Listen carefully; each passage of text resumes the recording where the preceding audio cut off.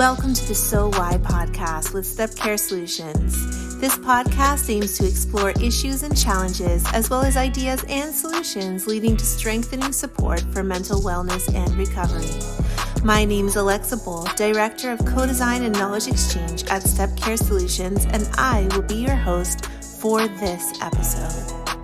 Single session therapy, sometimes called one-at-a-time therapy, has been around for a while. It has been steadily gaining attention among providers and service delivery systems. Single session therapy can have tremendous impacts in different contexts with proven waitlist reductions and positive outcomes for many people. It is based on the assumption that something helpful can happen in one interaction. The thing is, single session therapy is an important approach because many people can only attend or only want to attend one session. In fact, research shows the most common number of therapy sessions attended is one session. If a person will only engage once and may never come back for another session, it becomes really important that the one session they have is helpful. One-at-a-time therapy provides an effective option for people seeking support to address their concerns in the moment. Borrowing from this approach, one-at-a-time thinking has been identified as a core component of Step Care 2.0. This thinking considers that every encounter across the mental health system is an opportunity for a person to have a helpful experience and address their immediate concerns. As a part of our So Why podcast with Step Care Solutions, we will embark on a mini-series to explore perspectives on implementing one-at-a-time therapy. We'll learn from various practitioners about how this method can be used in different contexts. One at a time may not fit every situation, but it is a fantastic option that can be helpful in so many ways. Going beyond a methodology, single session therapy is a mindset that counselors can learn and embrace. This mindset puts a focus on supporting people in the moment and recognizing and building on their strengths. In Italy, the Italian Center for Single Session Therapy is working towards shifting the mindsets of counselors across the country to be able to offer a person-centric approach that recognizes professionals do not carry all the wisdom, but that people often know what is best for them. Today, we are joined by Dr. Flavio Cannistrà, a psychologist based in Rome, Italy. He is the founder and co-director of the Italian Center for Single Session Therapy and the ICNOS Institute, an international postgraduate training institute specializing in strategic and systemic brief psychotherapies. His publications include Single Session Therapy Principles and Practices and Brief Therapy Conversations. Let's welcome Dr. Flavio Cannistrà. So thank you so much, Flavio, for joining us on the So Why podcast today. We're so happy to have you. Thank you, Alexa. I am so happy to be here. So today we're talking a little bit about single session therapy. Can you just start out by sharing a little bit about how single session therapy works? So single session therapy is a method that we can say that it's a study about how we can maximize every single session in order to make it possible that that's the last session.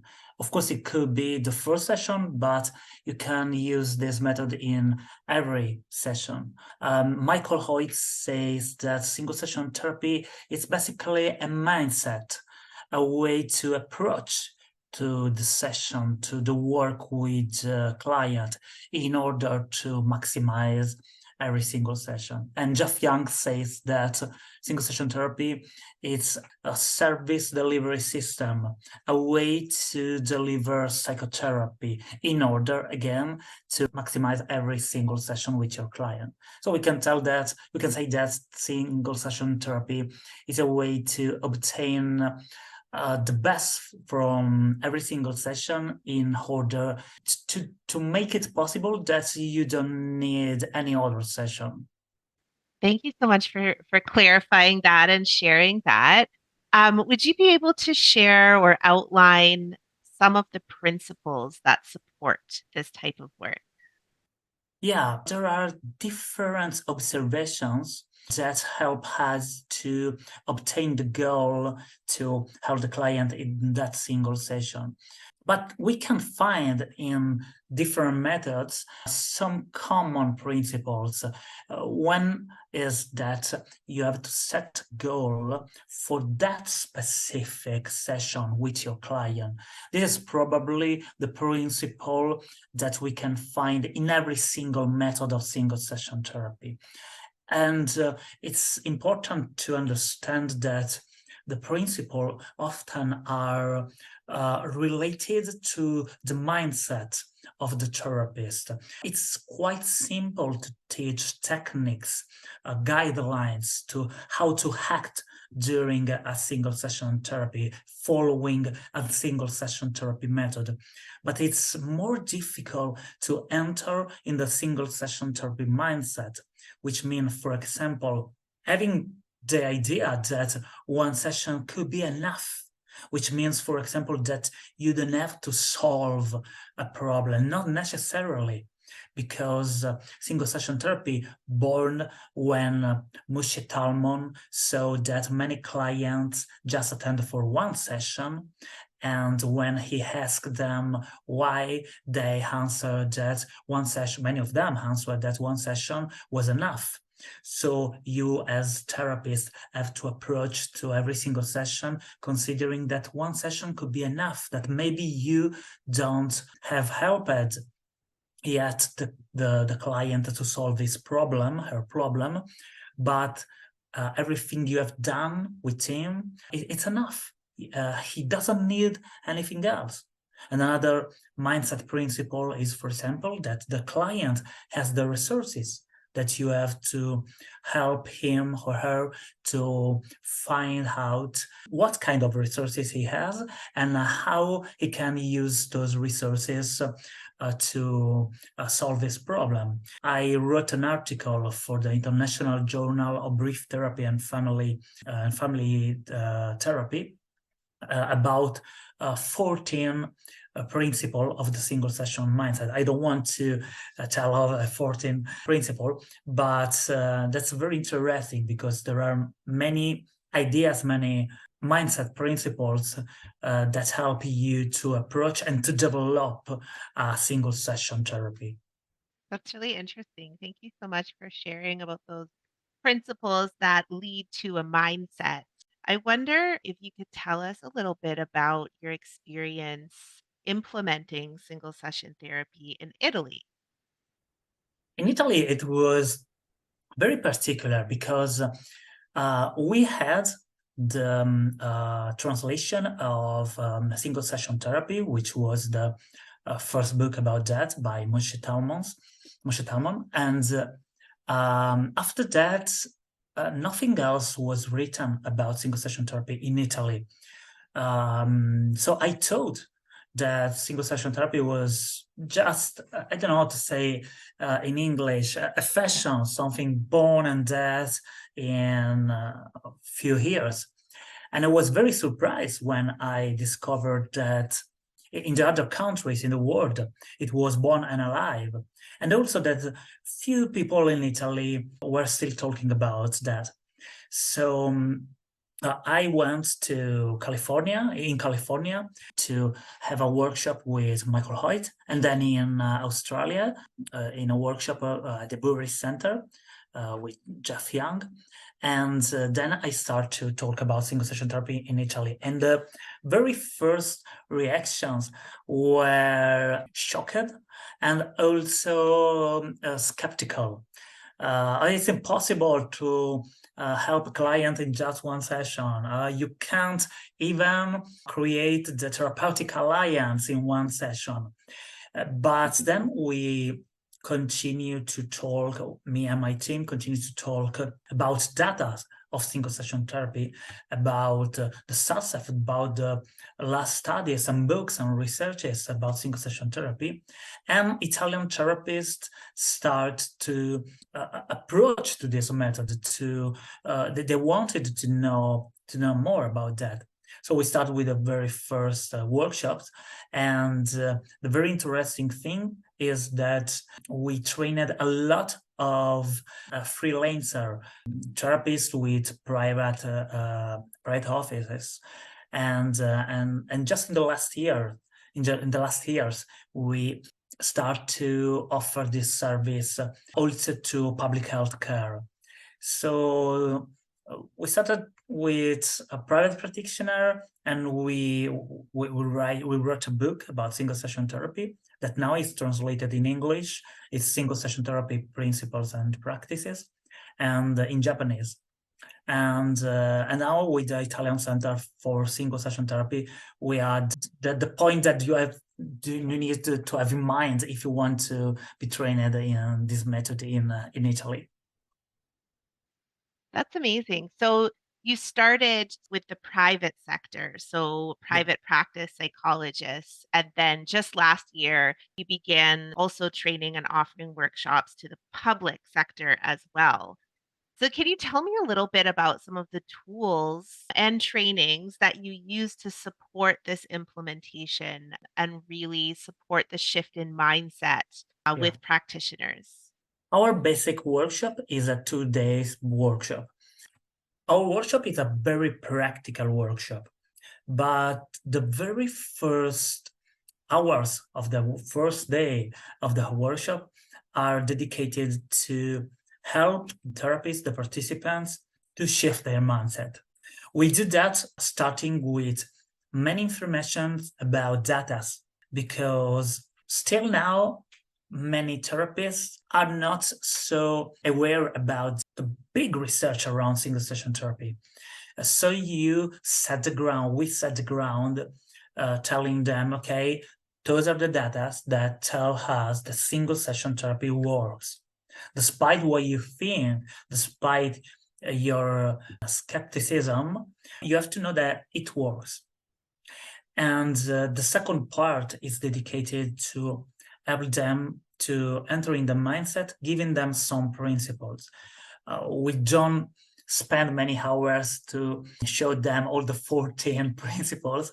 We select some of them, and we help them to consider that people have resources that, for example, as Michael Hoyt liked to say, the most common number of sessions in psychotherapy is 0, not 1. 1 is what single session therapy studies say, but 0 is a way to say that usually people solve our problem by ourselves. And this means that we have resources. And this means that you can help the client to ask some questions to the client to see what are those resources, and to help them to figure out how they can use those resources to solve the problem.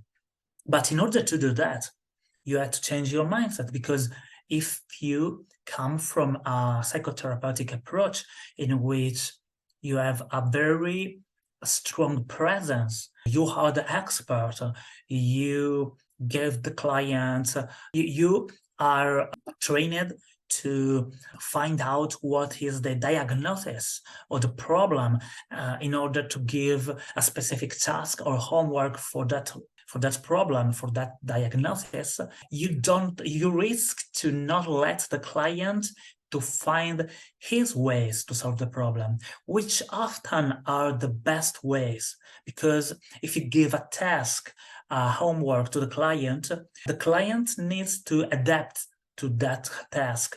Maybe it doesn't work for him or for her. But if you find the ways in which clients usually solve problems, well, maybe you can use those ways to make them again, or to build something that fit better with the client, with his way to live the life or to see the life. And so during our workshop, we make many exercises to help the therapist to take this dress, to enter in this dress, in this new dress. And then we start to help them to practice with some practical guidelines, because the mindset is important, but also it's important to have a structure. You can maximize a single session in many different ways. During the next symposium that we will do in Rome, Italy, from 10 to 12 November, we will have about single session therapy, of course, and that's the first in Europe. We will have many people from England, from Italy, of course, from California, from Canada, Texas, Australia, Sweden, and so on. And they have their personal way to do single session therapy, because there are many ways to help clients or people to do that. But you need a structure. In any way, you need a structure. So we helped during our workshop, we helped the therapist with some practical guidelines, like define the problem in a very specific way, asking the what, the where, the who, the when, and so on. Define the goal, and the goal of the session. Use constantly feedback. Feedback are very important because help you to stay on track, to help you to not to go with your ideas about how things are working or not working in the client's life, but staying with their description of how things are working and how they see life, how they see the problem.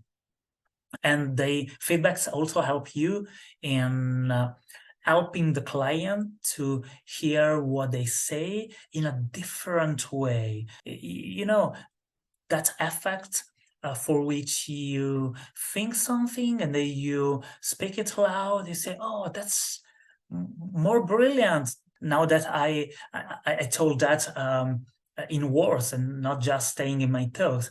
Well, if you do that with your client, you can have the same effect. Now that you are repeating to me the things I say, doctor, they seems different. I have a shift in how they work, and so on.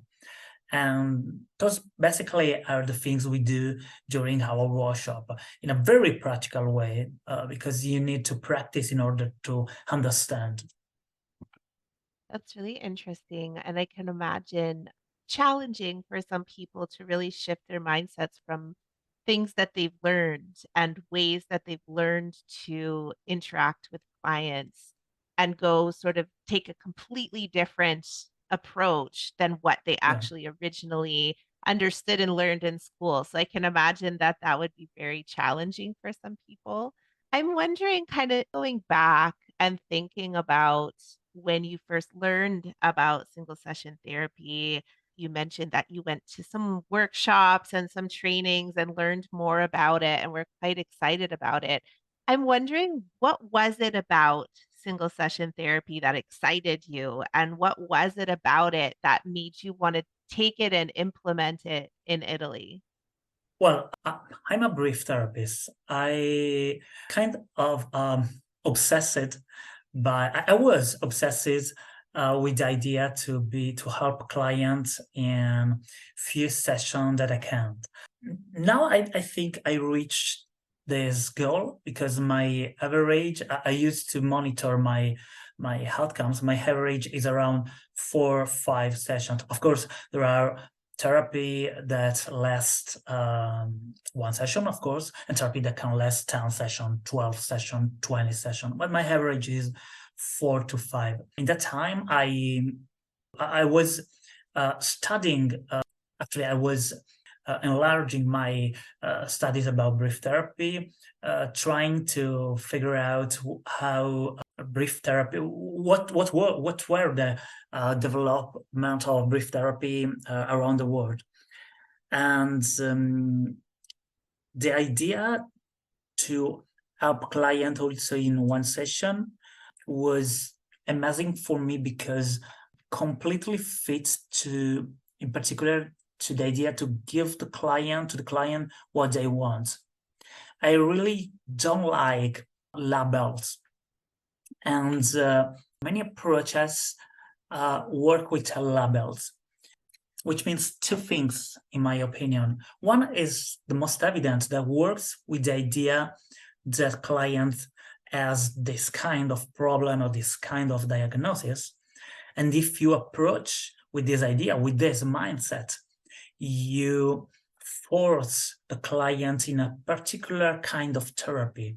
Or you have anorexia, which is a awful things to say. You have anorexia, or you just think, oh, she has anorexia, so she will need many sessions before she can solve the problem.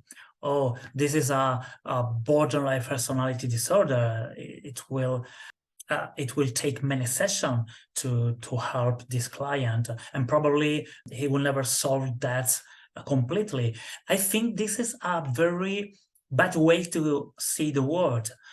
My point of view is very different. My point of view is focus on studies and researches and experience, which says that one client with anorexia, with borderline personality disorder, I don't like diagnosis, I'm just doing an example, just attend for one session, for two sessions, for three sessions, and then they, in the follow-up, we discovered that they solved the problem. They don't have anymore those kind of diagnoses. My point of view is focus on those cases, because I think if that happen with that person, it can happen not for everyone, but for other persons. So how can I maximize this kind of process? And the other way in which we approach to the therapy in a bad way is to have an approach, a structure that forces you to do a second, a third, a fourth session. I can do a brief therapy, but if in the first session I give you a task, just to make an example, I give you a task that needs to be followed by me in the second session, because I need to ask you, how do you do, have you done the homework, how it works? Okay, now the second step is this one. I force you to have a second session. I force ourselves to stay in a structure that force ourselves to have another session or other session. The switch with single session therapy is that I give me the chance to stay with the client, to ask the client what is important for her, to ask her, do you think you need a session? I basically ask this question almost in every session. Do you think you need a session? Do you think we are going well? Do you think you can try by yourself? And if you want, then you do a call and we make another appointment. And this is important because this tell many things to the client, things like, you decide, you are the expert of your life. You can decide if you need me or you don't need me. A research, very interesting, says that only 20-30% of therapists end with the therapist which says, okay, we're finished, we are okay. Why? Because most of the time, clients decide that therapy is over, it ends, they don't need any other session.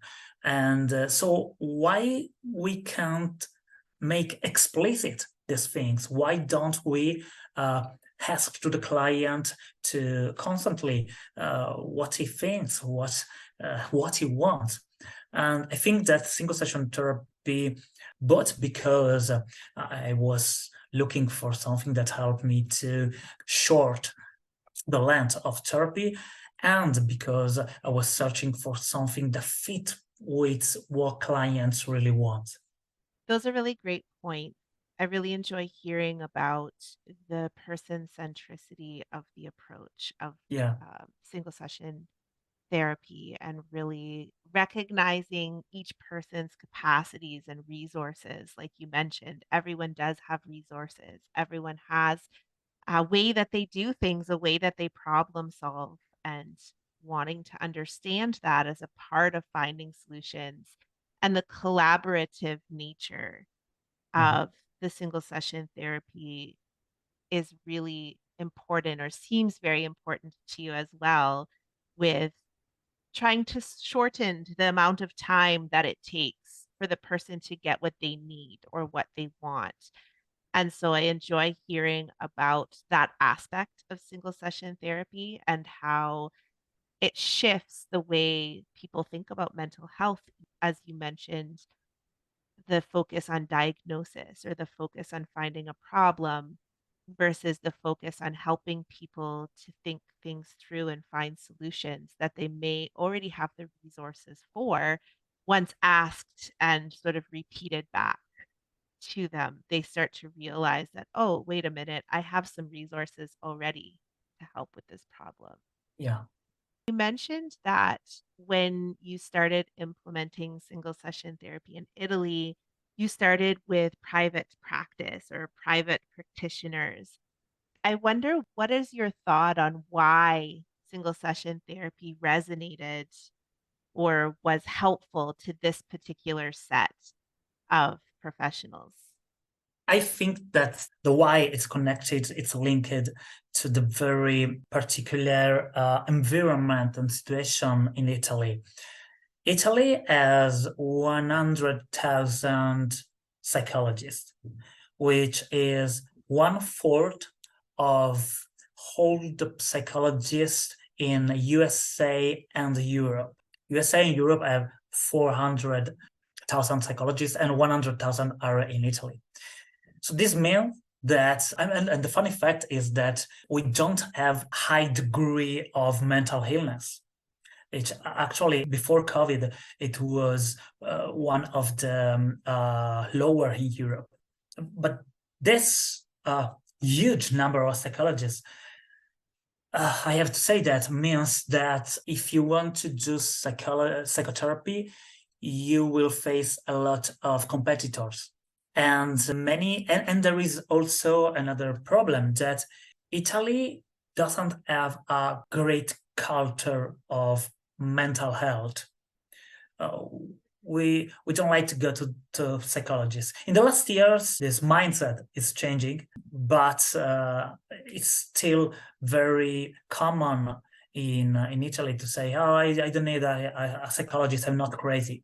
So I think that many Italian psychologists, when started to know single session therapy, found it like a way to approach with more clients, to connect with more clients.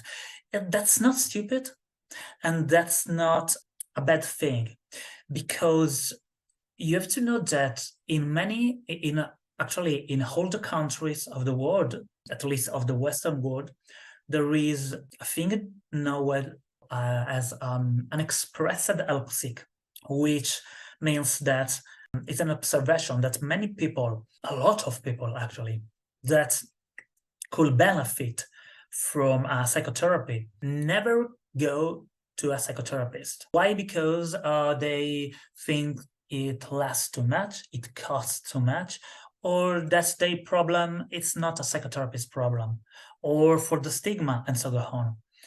So many Italian psychotherapists and psychologists understood that to propose to people just to try to do a single session could be a way to erase the stigma. And that's true. Many people say, I never try psychotherapy. I think it costs too much. But I saw your blog and you present the data and you say that one session could be enough. So I say, give it a chance. And here I am, doctor. And then statistics say us that 50% of them actually will say, wow, this session was enough. I don't need any other session. Thank you, doctor. But 50% probably will discover that other sessions are needed for solve their problem, for reaching the help they are searching for. And many of them will say, well, now I know how psychotherapy works. I thought it was a very different thing. I thought you ask about my past or my parents. I either want to talk about my parents and my past or my childhood and so on. But it's different. So now I think I can continue. And it doesn't cost too much because single session therapy also help you to make the word psychotherapy briefer, more efficient, okay? And so I think that many Italian psychotherapists wanted to have in single session therapy a way to reach other many other clients. By the way, an express help seek in Italy, it's around 60 to 90%. And on the other hand, you have to know that Italian psychologists are overtrained. We do a lot of training, so it's not. It's like we are constantly searching for new methods, new ways, new approaches in order to help the clients. Thanks for sharing. That's really interesting. Very interesting to know that one quarter of the psychologists in Europe are located in Italy. That's very, very interesting. And so, what you're saying really makes sense. I wonder before we close our conversation today, if you have anything else that you weren't able to mention about single session therapy that you'd like to mention. If I can, I would like to invite all our listeners to the symposium. That's the fourth International Single Session Therapy Symposium, and that's the first in Europe, in Italy, in Rome. And that's very important to me for this reason, of course, but also because we will have 15 guests from all around the world. We will have Moshe Talmon, the father of single session therapy, and also Michael Hoyt and Robert Rosenbaum, which with Moshe Talmon are the originators of single session therapy. And we will have Jeff Young, Monte Bobil, and also Jessica Schleider, which is a great researcher in New York. Also Italian, of course, Italian and European presenters like Wendy Dryden, Martin Soderquist, Giorgio Nardone, Giada Pietrabissa, and others. And also we will have more than 20 external presentation from participants from all around the world. So the title is Single Session Therapies, plural, because we wanted to organize a symposium that make it possible to have an idea of the state of art and also to give an idea about the what, the why, and the how single session therapy works. Single session therapies work in different ways.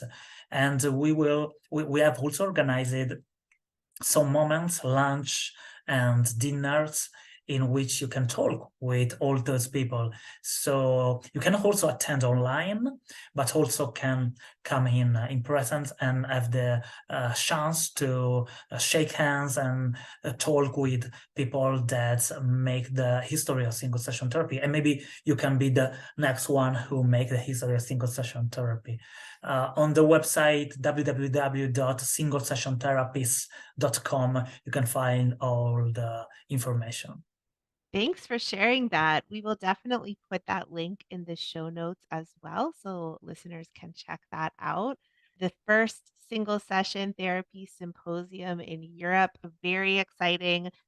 Diversity of perceptions and perspectives on single session therapy. And I just love the concept of recognizing there's many different ways of doing single session therapy. And that's why it's called single session therapists, plural. Yeah. I love that. Thank you so much. We want to appreciate you for joining us today as well. We really thank you for sharing your insights and understanding about single session therapy and your experiences implementing. So, thank you so much for joining us. Thank you, Alexa, and thank you, all the listeners. Thank you once again for joining us on the So Why podcast with Step Care Solutions. For more information on the Step Care 2.0 model, the Wellness Together Canada portal, as well as links to resources mentioned in this episode, please check out the show notes below. Thanks for tuning in once again. We look forward to having you back next time.